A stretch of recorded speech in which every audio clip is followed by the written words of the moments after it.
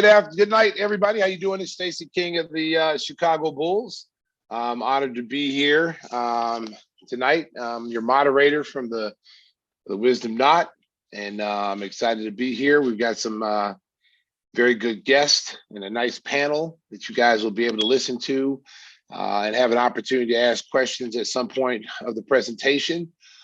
Just a little bit about myself. If you don't know, I'm the current Bulls broadcaster, the Chicago Bulls. You've probably heard some of my sayings, give me the hot sauce, sriracha. But I also played, won 3 championships with the Chicago Bulls. So I've been in the organization for close to 30 years. And it's been a fun 30 years. I went to the University of Oklahoma, graduated a degree in journalism. And right now, this is my 16th year as a Bulls broadcaster. So I'm happy to be here today and at the Wisdom Knot. And again, we've got some very good guests that you guys will be able to ask some questions, be able to get some information. They'll be able to help you, navigate you through some questions or anything that you may want to know about in different fields. As I'm a broadcaster, we got Howard Little. He's currently working with Nike in the brand marketing team. And he's been there for 8 years, and he'll have some interesting things to talk about. And he'll tell you a little bit about himself. But he's a very distinguished guest. We also got Mrs. Howell. She's from the Bronx, New York. She's currently with the Charlotte Hornets Entertainment. As you know, Charlotte has got a really exciting basketball team, and Michael Jordan, who was a Chicago Bulls icon, is currently the owner of the Charlotte Hornets. And we'll possibly be playing them in the playoffs. They don't really want to see us in Chicago right now, but they're not doing as good as we are. But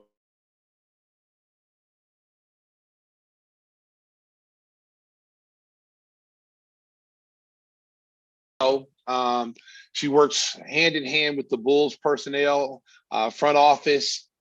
She's a liaison to the front office. She currently works with the players, individually with the players on, all different varieties of what she does there. She's also worked with the United States Olympic team. She's really, really, really hardcore. I mean, she's, I know, I don't want to toot her horn, but she's a pretty important person. So I'm gonna let her talk. She's worked in the Winter Olympics, the Summer Olympics. She's a big time lady. And I've known her since she was probably a little girl. And I'm friends with her brother. So we go back a long way. We're both from Oklahoma. So we happen to cross paths again as adults here in the city of Chicago. But she's got a great story, and be very entertaining if you guys listen to her, because she's very knowledgeable. So I'm gonna bring each one of these guys on and let them tell you a little bit about themselves. And we'll start with Dr. B. You go first, Wendy. Well, thank you there. Thank you, Stacey, the King, as I like to call you, the King. So as he says, my name is Dr. Wendy Borlabi. I'm with the Chicago Bulls. I'm the sports psychologist.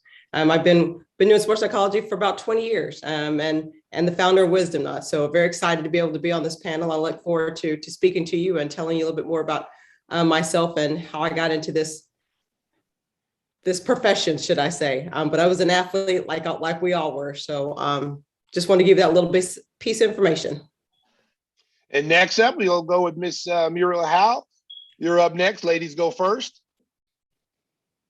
Well, thank you so much, Stacey. It is such an honor, and I really appreciate that introduction. And yes, the Hornets does want to see the Bulls in the playoffs. I don't think so, Muriel. I don't think so. Challenge accepted, Stacey.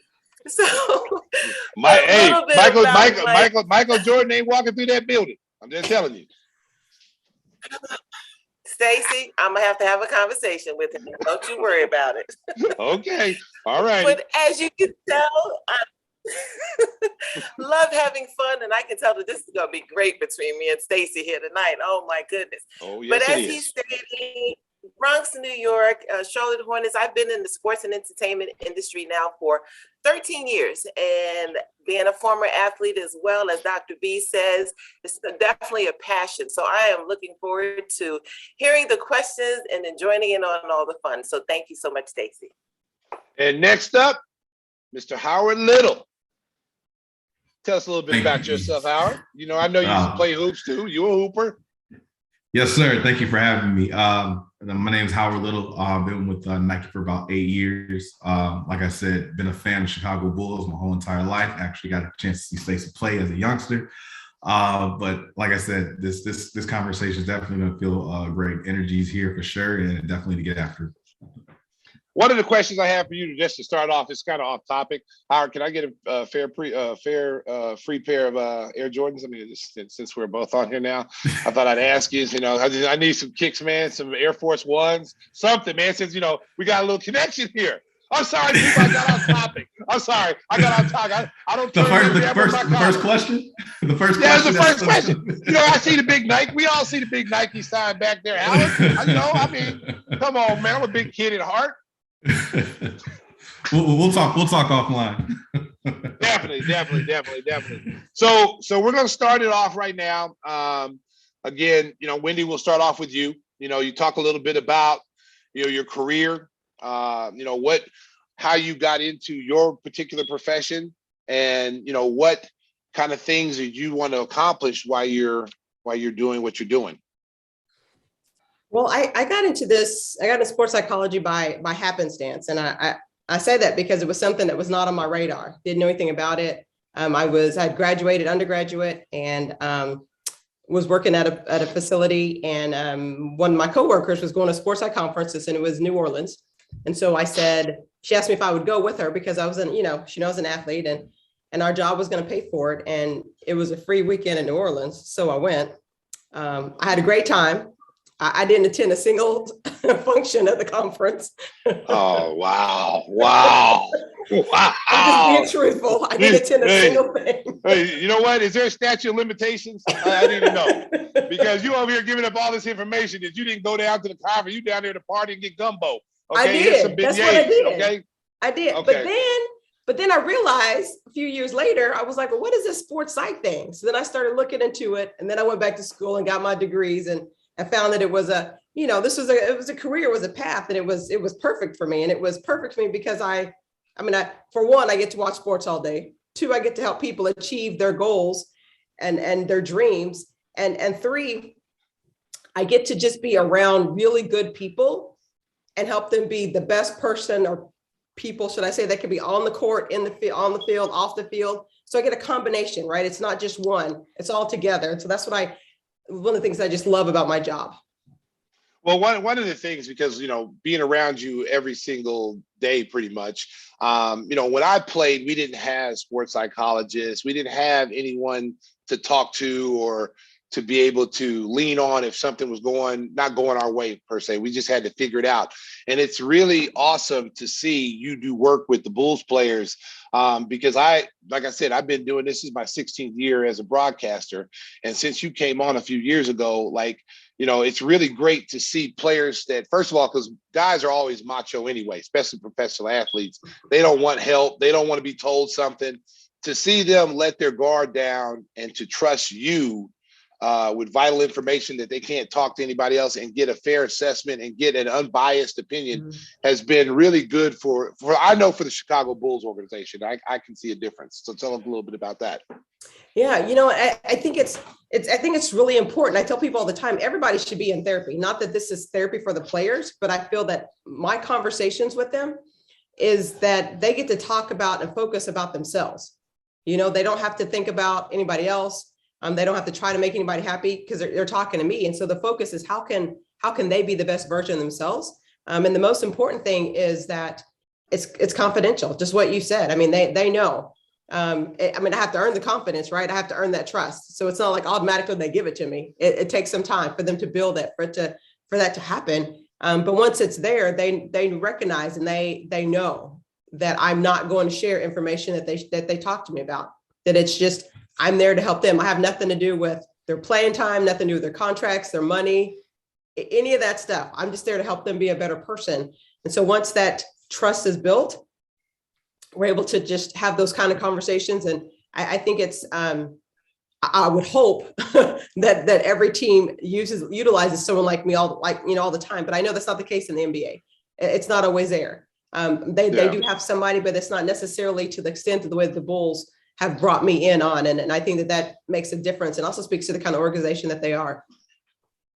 Now, Mrs. Howell, you've got a really detailed life. I mean, you've got to, now that I know I'm not going to be messing with you too much, because I'm looking at the background here, and I'm a little nervous now, all the little jokes I was saying before, because you probably handled me. Okay. Now, you were 20 years in the Air Force, because I come from a military family, so I know the discipline that you have to be in that. My dad was military for 30 plus years, and in the Army. So I know the discipline that comes along with that.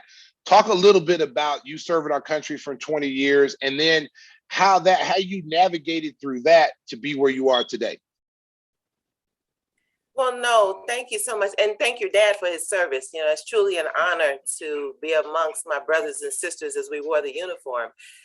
You know, United States Air Force, 20 years, and my background while I was in the Air Force, believe it or not, was in accounting and finance. Oh, wow. Worked in military pay. So it was all about helping our troops, making sure that they had the finances that they needed when we went temporary duty, as we called it, to other locations, that their pay was squared away. And then after about 14 years of doing that, I transitioned into education and instruction. And I was, I guess, like a commandant of the schoolhouse in which we prepared the younger airmen for leadership responsibilities. So that was the 20 years. I retired out of Vandenberg Air Force Base in California. I've traveled the world, seen a lot of things, but my wartime skill set is what prepared me for that transition to sports and entertainment during security. As I provide for the Hornets, I am their team travel security member.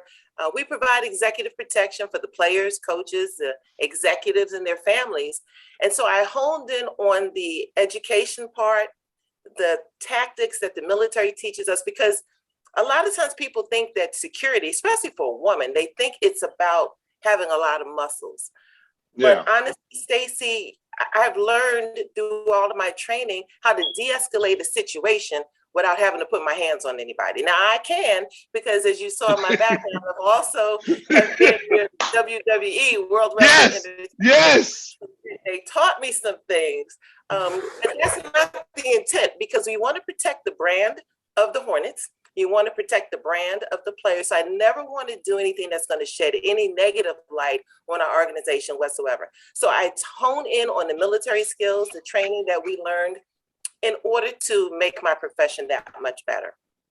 I tell you, that's very impressive, because I'm gonna be honest with you, I've never seen a female in that role like you, and it's really great to see, because I was just talking about this the other day, how the NBA is progressive as far as, you know, making sure that women get involved in and have jobs that men have. And I think that the NBA in particular is ahead of everybody in that department. You know, where you're starting to see women, not only in broadcasting, but women coaches, women in the front office. They're very progressive in that. And to see that you are in the security, because I know how security is on the road, because we have security on the road too. And it's come a long way over the last, 25 years. Because I mean, I played with the greatest player on the planet, and he didn't have security when we walked around in different cities. And, that was before social media. That was before any of those things ever happened. And now it's so much more intense, because, fans, there are great fans, and then there's the fans that you have to really be aware of. And I don't think people know how important it is to have people like yourself out in front of that, because, things can, like you said, de-escalate things. Things can get out of hand very quickly in a matter of seconds.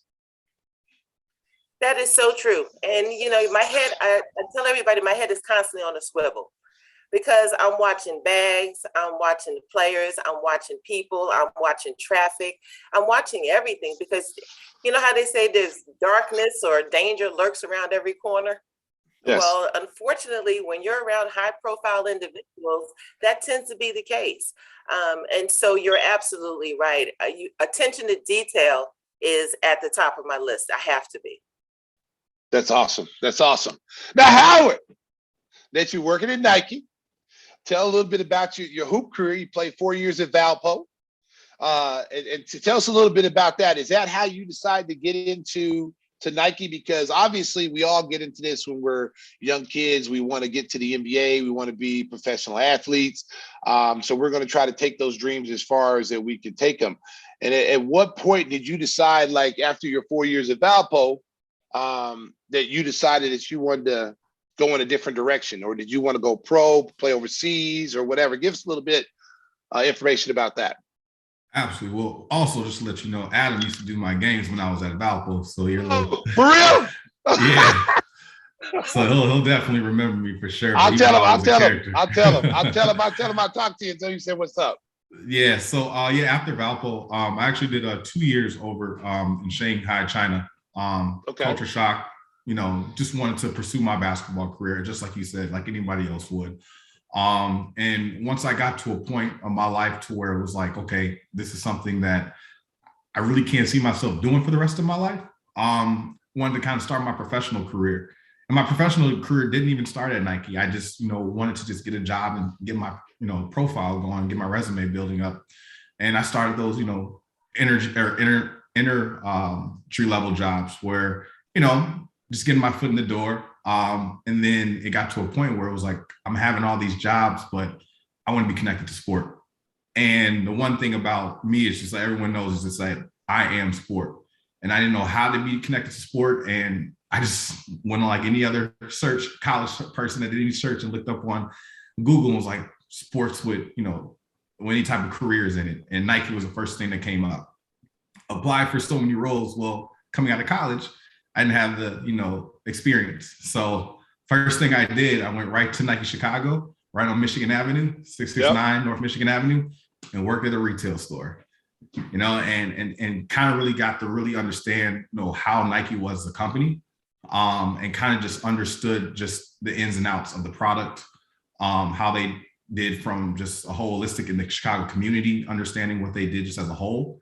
And then once I was able to do that and understand that a little bit more, I finally kind of had some, juice under my belt to where I can actually go for another job in the corporate office. And then that opened up and transferred me over to Columbus, Ohio, and was able to work with a lot of our key partners within Ohio, the Central Territory, and was able to connect with one of our bigger schools, Ohio State University. And then that was kind of like one of my bigger breaks is when I was able to connect with them. And then once I started getting my feet a little bit wet, basketball called, and that was like my home calling. It was back in Chicago. It was like, hey, we got a job opening for Chicago. Think will be perfect for you. I was like, I'm Chicago. I am basketball. I'm Southside. Let's go. Knew in my mind I would get it. Got the job. Super excited to be there. I've been back in Chicago for at least the past 5 years now, 6 years now. And like I said, ever since then, just been rocking with basketball. People always ask, like, man, what do you sell? And I'm like, we don't sell on the market. We never sell. We just try to get access and basically impact. And impacting for me and for, as a child growing up, where I wasn't given a lot from a basketball perspective, where now I can give these kids as much as I can within regulation. A great dream that, I never had. And that's just the real thing that kind of gets me going every day, is because we're giving these kids access, knowing that, the South Side, West Side, Chicago is rough. It's a tough place to be. And when we're able to give these kids just, different type of looks and give them access to things that they've never seen outside of their backyard, it's a really true blessing just to get up every day and understand that we're really impacting people during these times. The one thing I just listening to you talk, and I think it's very important for young people to understand, I always tell my kids this, like everybody wants a high paying job. Everybody wants to make $1 million. I always tell my kids, just get on base. I liken it to a baseball game. There's some people get up there, they get lucky and fortunate enough to hit a home run. And then there's other people who we're just trying to get on base. We have to work our way up there, and you have to be patient because it's a world of entitlement. Everybody thinks that people should give them certain things. And I think that's what's so important in talking to these young people today is that, you get what you put in. You put 50% in, you get 50% out. You put maximum effort in, you're going to get maximum results. And sometimes it may not be, you may not get everything you want, but at least you can look in the mirror and tell yourself that you busted your butt to try to get to be in a better situation. So I'm just listening to you saying you had to start off from the bottom at Nike, just get your foot in the door in retail. A lot of people don't want to do that. A lot of people want to be in the executive part right from the start, but you started from the bottom and worked your way up. Yeah, and my retail experience was great. I mean, like I said, I made some great friends there, some people that actually helped me understand the business. And like I said, I think I needed that to get to where I wanted to be at right now and to continue to go forward. Because if you look at Nike, Nike has a billion shoes, tons of shoes, technologies, all types of stuff that's in there. And I was able to understand just the ground roots of everything from there. And that is still was able to take that to make me be one of the better marketers I am today in my field right now. That's awesome. Wendy, we're coming back to you, Dr. B. Wake up over there. I see you over there sleeping. Now, the question I'm going to ask you, what did you want to be growing up? And is it similar to what you're doing now? It is not similar to what I'm doing now. See, they don't know Wendy wanted to be a hair beautician. So, but she kept burning up Jerry curls. So therefore she got out of that business. She was burning people's scalp up, so she could no longer be a beautician. So go ahead and tell her what you was doing. Oh my God. I didn't mean to tell everybody that. Yes, let it out. No, my first goal in life was I was just going to be a basketball player. I was a hooper. That was it. That was what I wanted to do. I want to play college, I want to play professional. That was my goal. And then my next goal had nothing to do with sports. I wanted to be a housewife. I'm just going to say, I was like, I'm gonna be married with kids. I'm gonna have a bunch of kids. I'm gonna be married. That's going to be that's it. I had no idea that I even had ambition. Didn't even realize it was there, that I had all this ambition until it slapped me in the face one day. And, there it goes. But I had no idea. Looking back, I say this all the time. A little quick story. When I went back I was inducted into Midwest City Bombers high school, was inducted into the Hall of Fame there, and saw my high school English teacher and math teacher at the induction ceremony. And I said to them, aren't you surprised that I'm Dr. Borlabi? And both of them shook their head, said, no, I'm not surprised. And I was shocked. And they were like, we knew what you could do. You didn't know what you could do, but we knew what you could do. So it was it was amazing to me that I had all that potential, but never even tapped into it till I was 27. Yeah. Wow. So basically what you're saying is a lot of times, and talking to these young kids, is that sometimes you don't know exactly what you want to do at that particular time of your life, but that doesn't mean that you can't figure it out somewhere down the line. Absolutely. Absolutely. And it doesn't mean that you can't reinvent yourself. I mean, that's what I did. I kept trying different things, different jobs, and it wasn't careers. I was just trying different jobs. And then I found one that fit me. So I think it's especially for women, and Muriel can probably speak to you this as well, but especially for women, we want to take it's a great job and we take it and we want to stay there forever, but it's not actually something that's challenging us. Is that something that we can grow on? But because it's a great job and things are going well, we stay with it. And so I want to say for the young folks out there, especially for the young girls, there's plenty of opportunities for us. We just got to be willing to look for it. The opportunity is there. We just got to be willing to go after it. As they say, it doesn't come knocking on your door, right? And so being able to know that's there. And I think part of that for me came with the self-awareness piece. That's where when I learned about who I was and what my strengths were, that's when I began to thrive. That's when things went just like that for me. But until then, I was just kind of looking for a job. But when I got on that road of self-exploration and was learning things about myself, that's when things started to come together. Muriel, I pose the same question to you because, again, you have such an interesting, background in what you're doing now. What were your plans growing up, and was this something that you wanted to do as you were growing up? Stacey, like Dr. B said, no, not at all. I'm 6 feet tall. So from birth, I've always been taller than my classmates. I'm not the standard woman in height. So I got picked on a lot when I was growing up in school. And self-esteem, it just rocked my self-esteem. But one of the things that I learned about that was that I went on to do things that was going to accentuate my height. So honestly, I wanted to be a model. Oh. I felt like that was something that I could use my height that was going to make me feel good. But again, when I stopped and I think about the self-awareness now and I look at all of this, I realized that I was trying to live my life based on of what other people were saying about me, what other people felt about me, instead of realizing the worth that I had in myself. And it wasn't until that I started realizing, let me accentuate my height.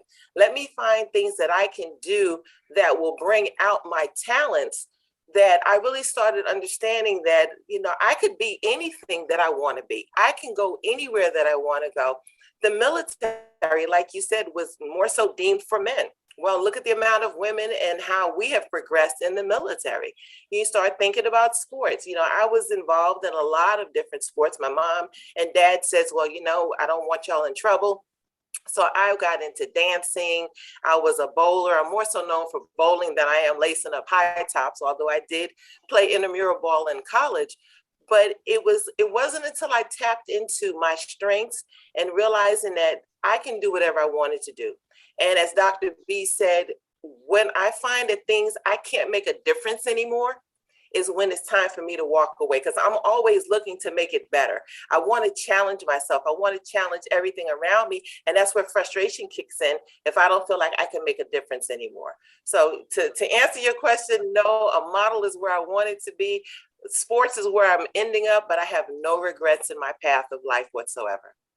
That's awesome. I mean, you made an interesting point earlier about, you know, being able to, you know, not worry about what people think or what another person's opinion. And once you got through that and you started looking to please yourself, you know, having self-awareness of what you want to do, not what other people want you to do. And that kind of got you into the direction where you're going now. That is very true. You know, I started realizing that there's nothing that defines any career, any profession as to a man or woman. What it defines and what it says is who can be good at what it is you're supposed to do, right? Yeah. I mean, there are female basketball players, there are male basketball players, there's male security, there's female security. So my thing is if I'm going to do it, I'm going to do my best to be the best at it. I'm not perfect by any stretch of the imagination, but I'm always going to give it my best in whatever I'm going to try and do. That's awesome. Howard, now tonight's focus is self-awareness. And what have you recently learned about yourself, and how has it helped you or hurt you in your life, in your current situation?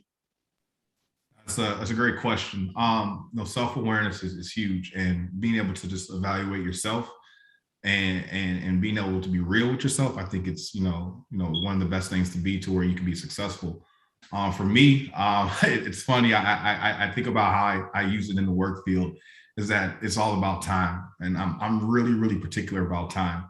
And I've been a person my whole entire life when it came to, just finishing tests or anything, it was just, you got to be first. You got to get done quick just so you can have time, later on. And for me, when I started working with the brand, it came to a point to where it was like, I could work slow or fast, no matter what, this brand is going to be here with or without me. And so once I started to really actually literally dial into that, my work became better. My strategic thinking started to get better. I became a better teammate. I was asking the right questions, coming back with better ideas, because I was actually literally taking the time for myself outside of work and with work to be one of the best marketers I can be. And that has progressed me just in my field tremendously, just because I have been able to put, 20 or 30 minutes on my phone and say, Howard, relax. Howard, take your time. You don't have to finish this by the end of the day. You have until the end of the week. You don't have to finish something on Wednesday and start something so you can have something almost completed by Friday. It was, all right, have a dialed schedule, write on my whiteboard, make sure that everything is organized, and make sure that I have a dialed schedule to where I do take time from myself and from my work so I can be very, very efficient with my work. Now, Wendy and Muriel, this is a question for both you guys. It's as you know, it's Women's History Month, and how important is it to you in what you're doing and where you're going and the message that you're sending to all the young ladies that may be watching this tonight? What impact do you hope being on this forum and this panel will help the young ladies as they try to navigate through a world where now women are starting to get more involved, and I'm serious. Like, I'm so glad to see it. Like, there's women broadcasters. I can just name one, Lisa Byington, who worked with me last year when Neil Funk retired.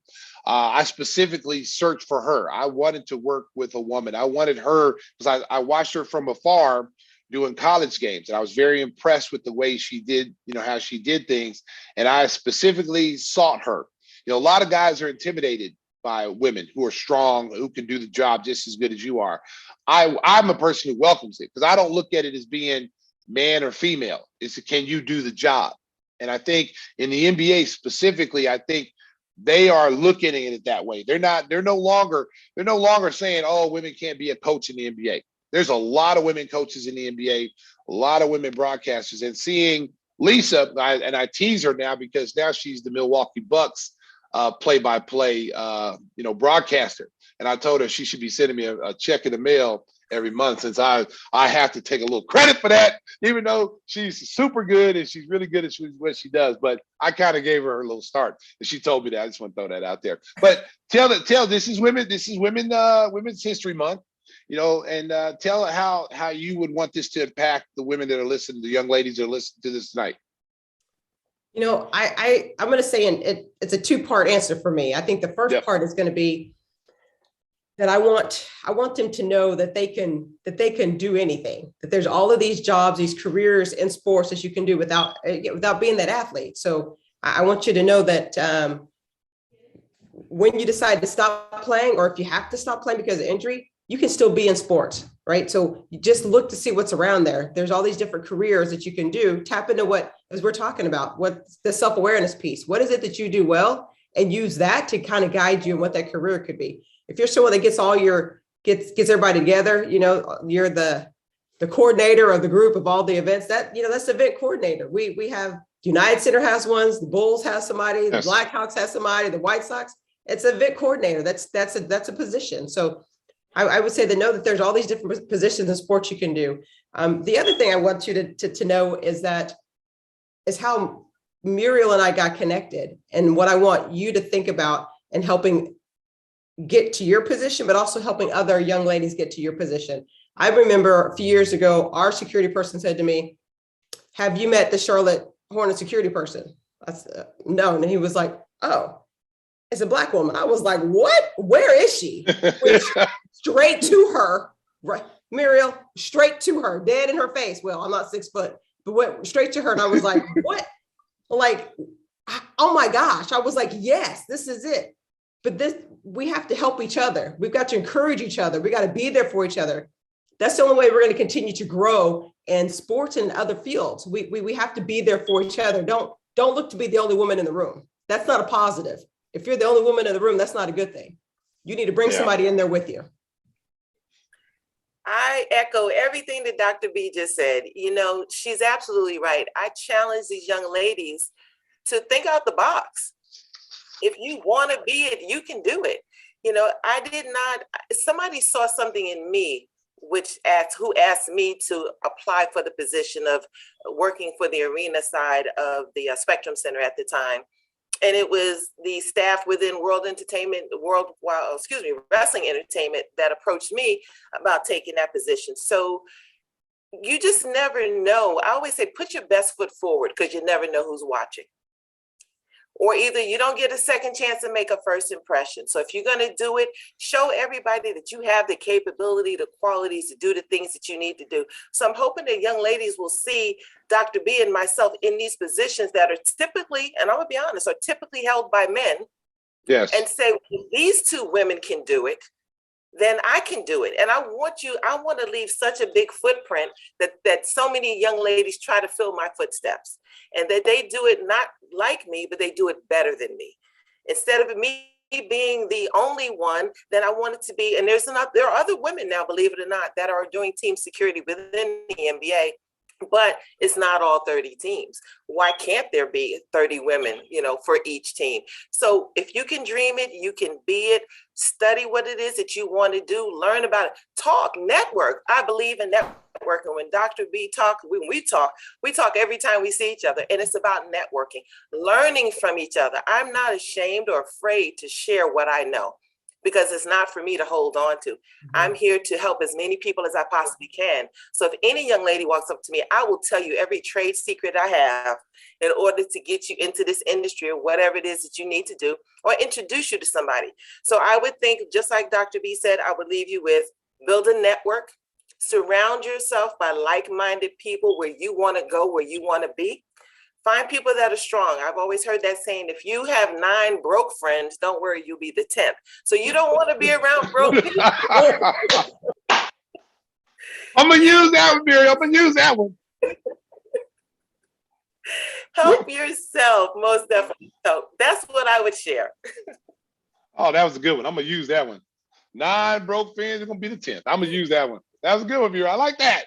All right, so now we're getting ready to open up to Q&A. We got Tammy in the showroom somewhere getting questions from the audience. So the first question, I'm going to put it towards you, Howard. The first question is regarding self-awareness. What's the biggest piece of advice you give to a young athlete? For self-awareness with a young athlete, for one, I think take it as far as you can if you really want to. If you really truly believe, and that's what I did as a kid, if you think that you can get there, use all the tools. You don't give any excuse until you start asking questions. And I put in the chat, once those questions start to become consistent, and that was for me, when I got to playing basketball and I started asking questions, those questions were consistent. I weren't getting the answers. That's when I knew that my time was pretty much, done with basketball. I took it as far as I could, but if you really feel like that's your dream, it can really become a reality if you really put your mind to it. So like I said, just go all 110% in no matter what. But then once you start asking those questions of, hey, do I want to do something else?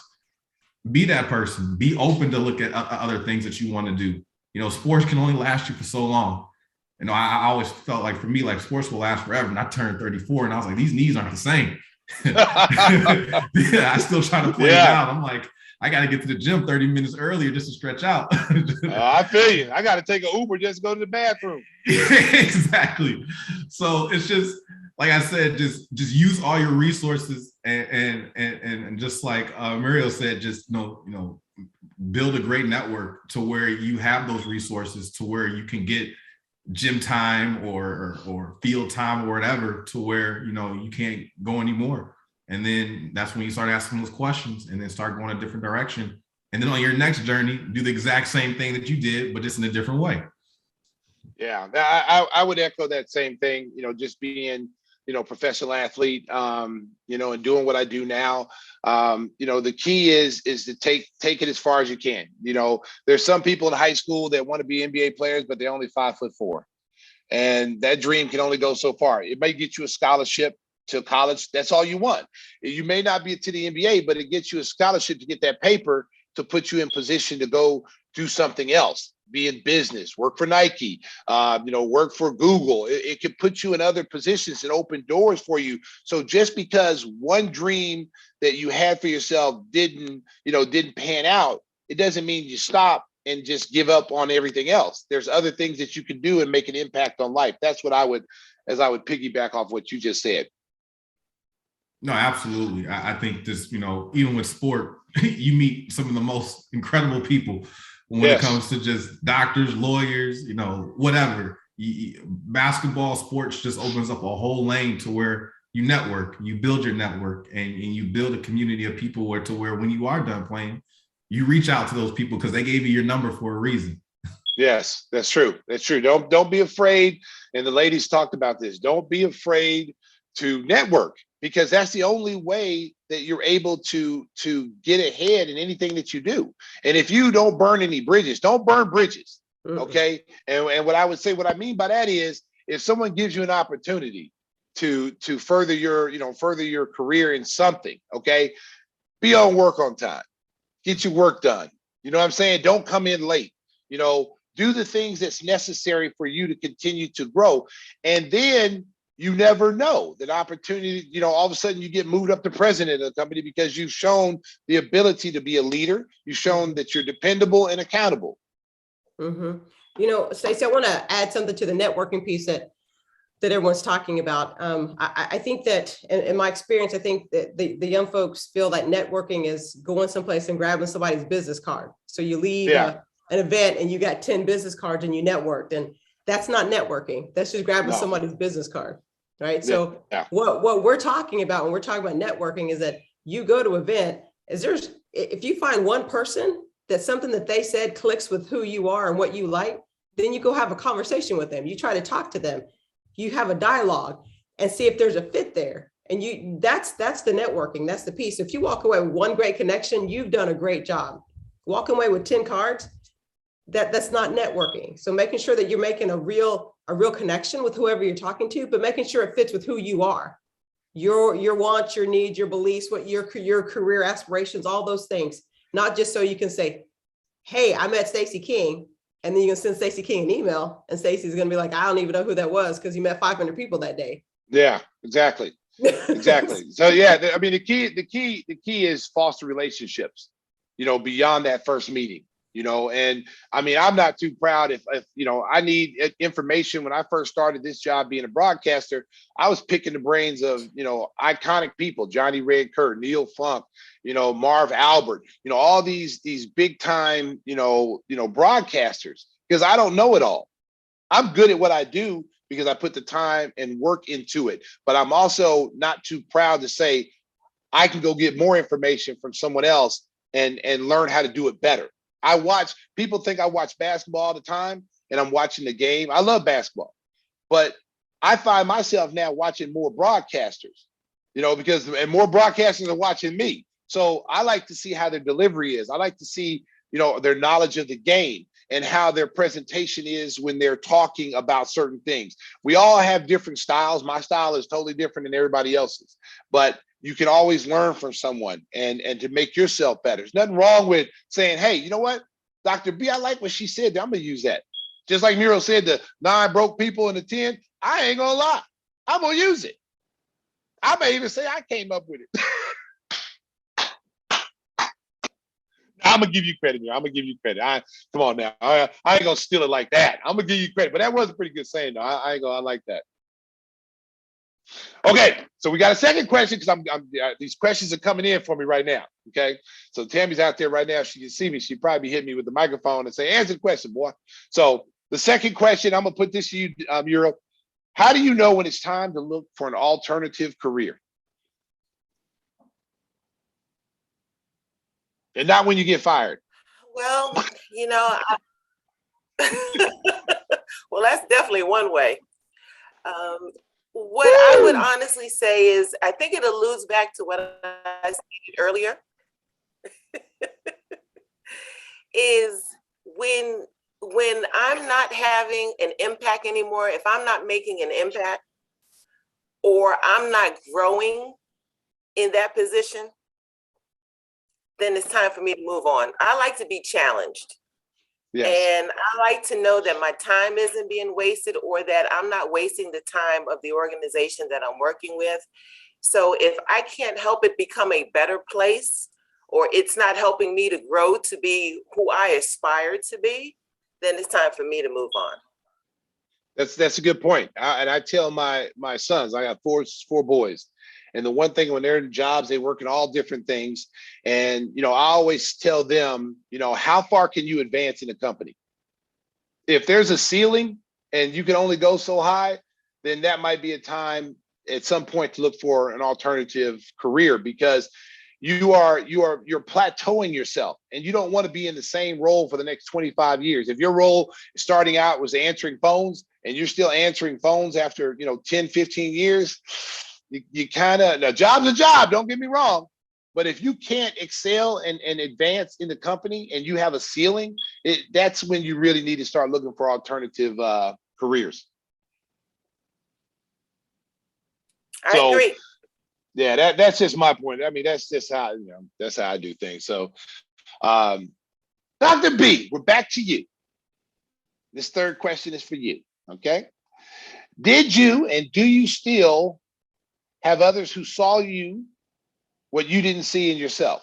So they saw something in you that you didn't see in yourself. I mean, I let me stop you before you go, because I thought you were going to be a beautician. I did. Then I saw you mess up your brother's Jerry curl, and then I realized at a very early age that you were not going to be a beautician. Sorry. All right, go ahead, finish the answer. I'm sorry. You are so silly. It's funny because I literally just had a conversation as I was driving home today with somebody that he was telling me of a conversation he had with a company that hired me to do a series of presentations. We're gonna call them like master classes. And so he was telling me, he spoke to the head person, and he was telling me how much a person like admired me, what he saw, all these things that he thought that I could do. And I was just listening to the conversation thinking, I didn't even think that. It never even occurred to me. Not that I didn't want it, not that something, but it was just one of those, I didn't even think about it that way. And I think for me, that goes to what I try to tell, students when they're trying to get the sports psych piece, is that if you're doing your job, your current job, if you're doing it and you're doing it well and you're improving and changing lives and you're being challenged and staying focused on what you're doing and not looking for the next big thing, you'd be surprised what comes through the door. You would be surprised, because when you start looking at the next best thing, then you stop focusing on doing your job well. So make sure you're doing your job well. And that was one of those situations I was like, I'm doing my job well, and look what's happening because I'm doing my job well. And so I would hope that I'm always surprised, honestly. I hope that I'm always surprised that somebody says something to me and I'm like, oh, I didn't even see that. I hope that always happens. That's awesome. That's awesome. Before we wrap it up, I just want to say, like, I know Wendy, you have a little daughter, the Wonder Twins, and she's growing up in a different environment than what you grew up in. And I don't know if you guys have daughters or children, but my question to you, raising your daughter in this new world per se, because, you growing up is totally different than what she's growing up in. What are you instilling in her right now at a young age? And what are the things that you're helping her with to get a better understanding? So two things. One is that I want her to always see me doing things that are challenging to me. I don't want her to think that she can't do something. I want her to see me doing something, have failed at it, and still try to do it. So that way she can think that that's okay to do. The other is, I'm gonna tell it in a story, is that I don't remember the situation. She got in trouble. She gave me, and my friends call it the look, because I have some looks. They call it the look. So she gave me the look. And I said to her, you didn't invent that look. I didn't even invent that look. I got it from Grammy. But I said, I want you to always know that look is powerful, and to be strong, and to make sure that you stand up for yourself, but don't do it to your mama, because that gets you in trouble. That's true. They get you in trouble. But I wanted her to know, I love the fact that you are feisty and that you're strong and that you're going to make sure that you can take care of yourself. Please do that all day long. I love it. But you don't need to do it with me. But I wanted to know that's a good thing, because as you say, things are changing. So she's able to feel the empowerment that she can be strong. She can be feisty. She can show her real self. And also the other piece that I'm saying, she can fail and still be successful. I think that's what I want her. That's where I want it to go.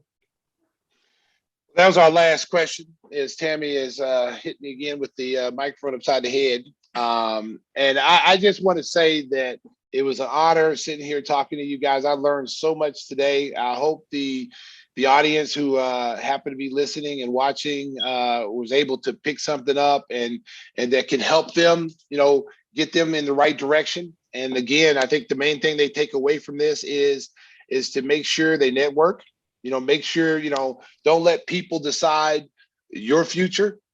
You find your future and you focus in on what you want to do, not what everybody else wants to do, and then enjoy what you do. I think it's very important for everyone to know. As all of us sit here talking today, we all agreed you have to enjoy what you're doing to get the maximum the maximum stuff out of it. If you don't enjoy coming to work every day, then you're not going to want to be there, and it's not going to be a good situation for you. So just listening to each one of you guys, everyone on this panel really enjoys what they do. They're trying to make it, you're trying to make a difference.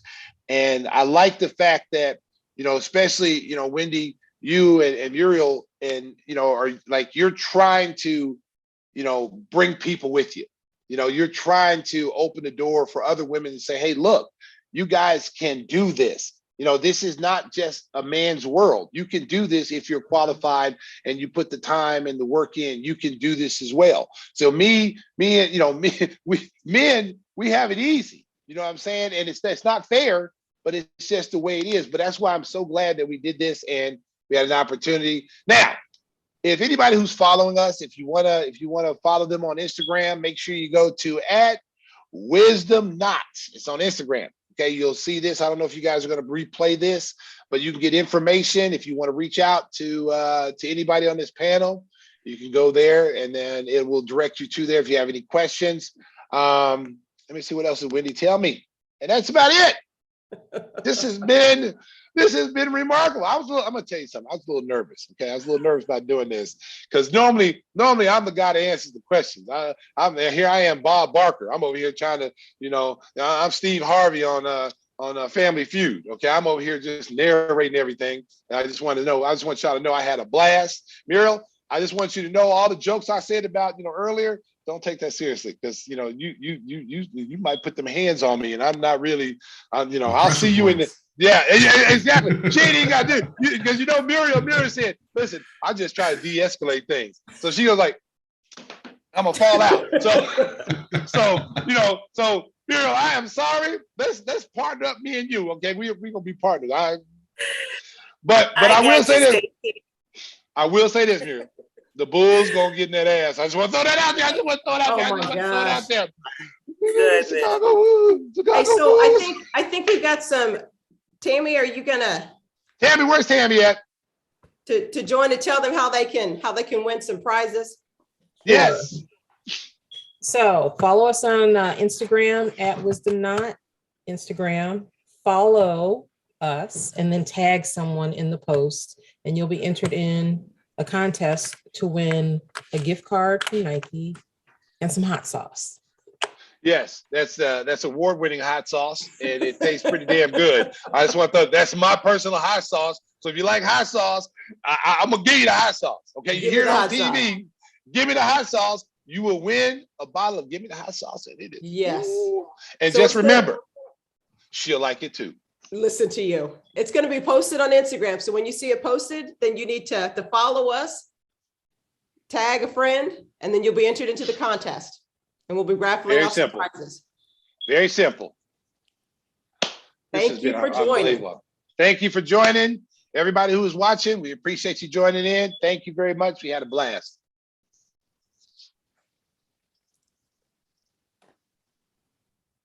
Bye-bye.